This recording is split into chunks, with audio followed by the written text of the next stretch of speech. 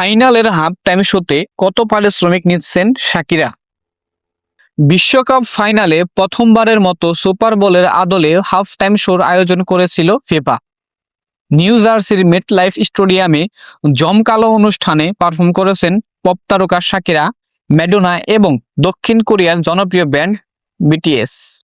অনেকের ধারণা ছিল বিশ্বের এই অন্যতম বড় মঞ্চে পারফর্ম করার জন্য তারা বিপুল অঙ্কের পারিশ্রমিক পাবেন।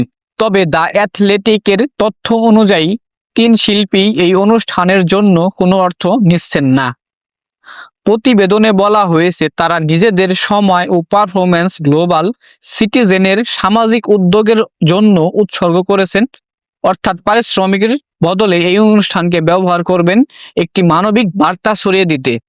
এটি যুক্তরাষ্ট্রের সুপার বোল হাফ টাইম শোর মতো একটি প্রচলিত রীতি।